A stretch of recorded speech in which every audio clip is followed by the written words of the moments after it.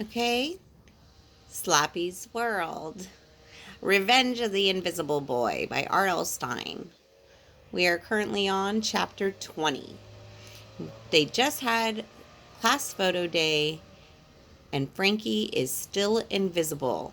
Eduardo came up with a plan of what to do to try and help him. After school, Eduardo and I rode our bikes to Abracadabra and stuff. Only something had changed. The store stood on the corner in a low red brick building. The sign above the glass door used to have a magician's top hat and a magic wand beside the words Abracadabra and stuff. But as I leaned my bike against the lamppost, I saw that a new sign had been put up. A painting of a steaming soup bowl stood beside the words, broth and more broth. Uh-oh, I muttered. A feeling of dread tightened my stomach. I knew instantly that I was in trouble. I followed Eduardo into the narrow store. Everything had been changed. A glass counter stood along the wall. Behind the glass, I saw a row of large cooking pots. They appeared to contain soup or something. I glanced all around. No sign of magic tricks or equipment. From behind the counter, Jerome greeted Eduardo. He was an older guy with short white hair and a slim face covered in white stubble. He had lively blue eyes that looked like they belonged on a much younger guy. Jerome usually wore a magician's top hat, but today it was replaced with a white chef's cap, and he wore a long white apron over his clothes. "How do you like the new store?" he asked Eduardo. Eduardo's mouth hung open. He couldn't hide how surprised he was. Where is the magic stuff?" he stammered. "Try some bone broth," Jerome said. He picked up a metal ladle. "I have 4 flavors. It's all hot. The chicken broth is probably what you'll go for." "But the magic?" "That stuff is in the basement, ready to ship out," Jerome said. He scratched his stubbly face. "It didn't sell. How many people are interested in performing magic today? They rather stare at their phones." "You still have your magic stuff?" Eduardo asked. "Bone broth is the new frozen yogurt," Jerome said. "You'd be surprised. People come in and take 2 or 3 quarts home. I'm lucky to get in on the broth thing nice and early." "My friend needs help," Eduardo started. "You and your friends were my best customers," Jerome interrupted. "Here, try a sample of the beef bone broth. No charge. It's all organic. You'll like it." He ladled the brown broth into a bowl and handed it across the counter to Eduardo. I turned and crept away. I found the stairs at the back of the store and silently made my way down to the basement. Tall stacks of cartons stood against the wall. This was the magic equipment, ready to be shipped away. I opened the nearest carton and peered inside. It was packed with fold-up top hats and a bunch of plush rabbits to pull out of the hats. I didn't know what I was looking for, but there had to be something here that would help me. I found it in the 3rd carton. It was a makeup kit, a case containing a long row of tubes of stage makeup. I pulled out the first tube. It was bright white like clown makeup. "If I smear it over my face, will people be able to see me?" My hand trembled as I carried the tube over to a long mirror that stood on the floor, tilted against the back wall. I removed the little cap from the tube. Then I squeezed the tube and poured a blob of white makeup onto my hand. I stared at the little puddle of white and watched it vanish instantly. Like Eduardo's Met's cap and jacket, I couldn't hold back my disappointment, my total frustration. I let out a hoarse cry and tossed the makeup tube on the floor. My heart was pounding.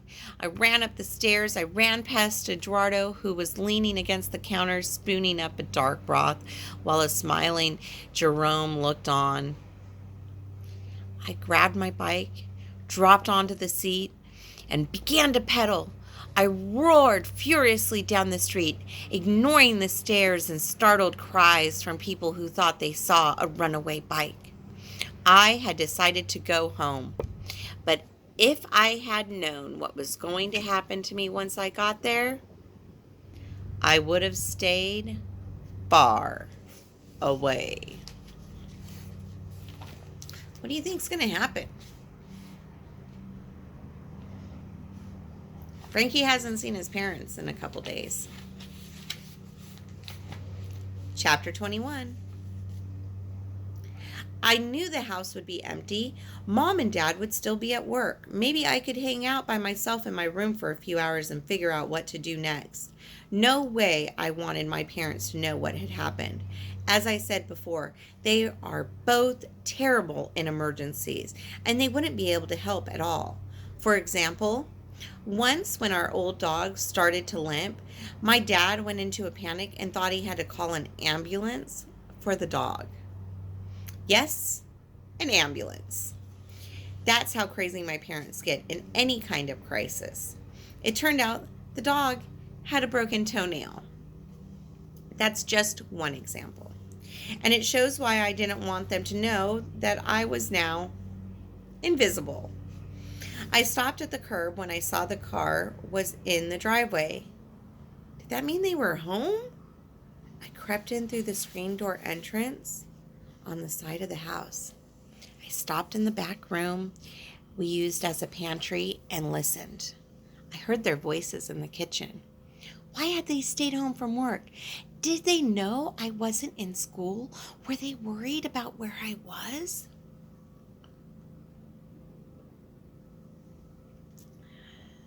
I tiptoed across the living room, holding my breath.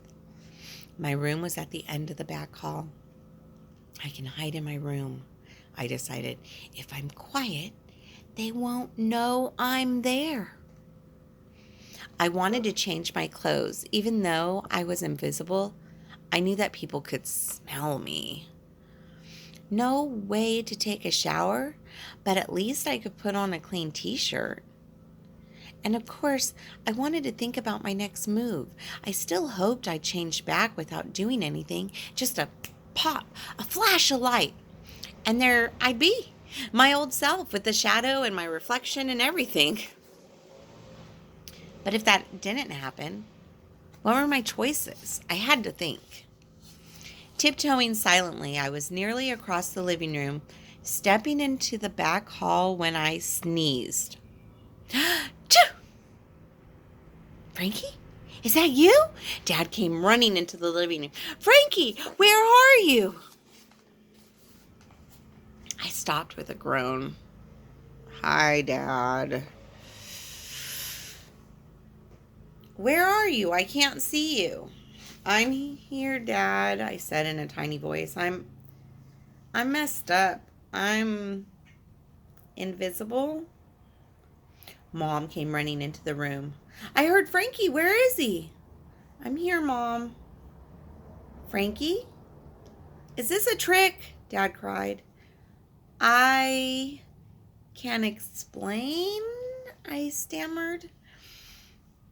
It's a trick? Dad repeated. It's a trick, right? Tell me, is it a trick? His eyes spun frantically in his head. I must be dreaming this, Mom said, pounding her sides with her fist. Are we living in a horror movie? Is our son really invisible? Is it a nightmare? Or our son has made himself invisible? No. I told you, they are not good in emergencies. Let's sit down, I said. I know this looks bad, but let me explain. Sit down, Mom cried. How can you sit down? You're invisible.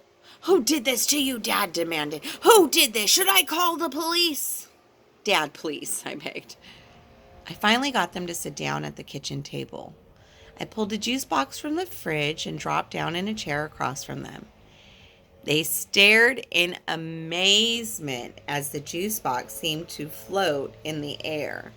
Dad was drumming his fingers on the tabletop. I asked him 3 times to stop.